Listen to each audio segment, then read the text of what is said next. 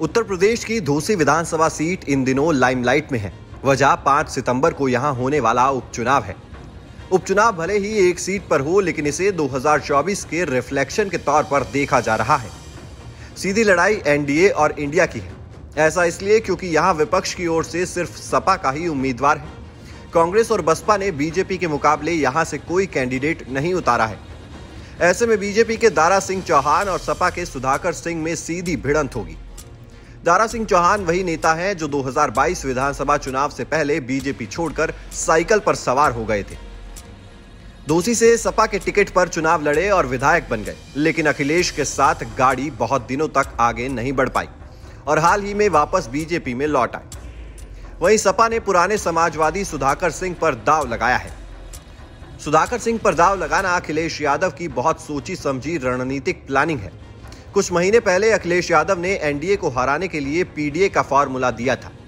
PDA मतलब पिछड़ा, दलित और अल्पसंख्यक। इस फॉर्मूले के बाद अब सपा की नजर क्षेत्रीय वोट पर है। क्षेत्रीय वोटों के लिए सपा सामाजिक एकीकरण सम्मेलन आयोजित करने जा रही है। 3 सितंबर को लखीमपुर से इसकी शुरुआत होगी, जहां अखिलेश यादव भी होंगे। इस सम्मेलन के पीछे अखिलेश यादव की 2024 की सोच है। राजनीतिक जानकारों का मानना है कि अखिलेश यादव सपा के एमवाई यानी मुस्लिम यादव समीकरण वाली इमेज से बाहर निकलना चाहते हैं। अखिलेश की पूरी कोशिश 2024 चुनाव पर सपा के वोट बैंक को बढ़ाने की है। लड़ाई एनडीए और इंडिया की होगी तो एक सीट पर एक ही विपक्षी पार्टी का कैंडिडेट होगा। ऐसे में अगर पिछड़ा, दलित और अल्पसंख्यकों के साथ क्षेत्रीय वोटर भी जुड़ते हैं तो गठबंधन में सपा की दावेदारी और भागीदारी दोनों मजबूत होगी। पहले पीडीए और अब क्षेत्रीय समाज का सम्मेलन और सुधाकर सिंह को धोसी से उम्मीदवार बनाना अखिलेश यादव की इसी रणनीतिक सोच का हिस्सा है। अब सवाल यह है कि आखिर अखिलेश यादव को क्षेत्रियों की याद क्यों आई। दरअसल उत्तर प्रदेश की आबादी में राजपूतों की अच्छी खासी तादाद है। राजपूतों के पास 7 से 8% वोट बैंक है। करीब दर्जन भर सीटों पर इनके वोटों से हार या जीत का फैसला होता है। शुरुआत से ही यूपी की राजनीति पर राजपूतों का दबदबा रहा है। इसका अंदाजा इसी बात से लगाया जा सकता है कि यूपी के क्षेत्रीय समाज ने राज्य को 5 मुख्यमंत्री और देश को 2 प्रधानमंत्री दिए हैं। मौजूदा मुख्यमंत्री योगी आदित्यनाथ भी राजपूत बिरादरी से ही आते हैं। आज की तारीख में राजपूत वोट बहुत हद तक बीजेपी के साथ है। सीएसडीएस के एक सर्वे के मुताबिक साल 2009, 2014 और 2019 में यूपी में ठाकुरों का सबसे ज्यादा वोट बीजेपी को ही मिला था।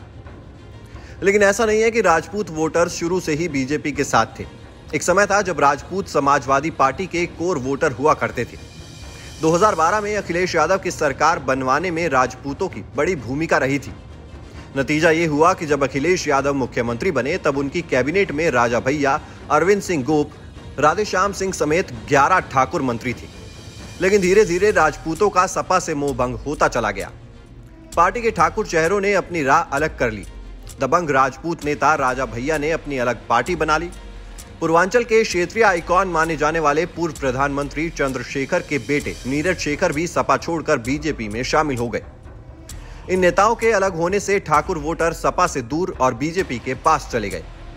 लेकिन अब 2024 की लड़ाई को देखते हुए अखिलेश यादव एक बार फिर से क्षेत्रियों को साधने की कोशिश में जुटे हैं। धोसी में सुधाकर सिंह जैसे समाजवादी ठाकुर नेता को खड़ा कर अखिलेश ने अपनी इस रणनीति को आजमाने की कोशिश की है। धोसी उपचुनाव में पिछड़ा, दलित और अल्पसंख्यकों के साथ क्षेत्रीय वोटरों को सेट करना एक लिटमस टेस्ट की तरह होगा। अगर अखिलेश का ये कार्ड चल गया तो फिर 2024 में समाजवादी पार्टी इंडिया गठबंधन में मजबूत भागीदार हो सकती है। Team news nation digital.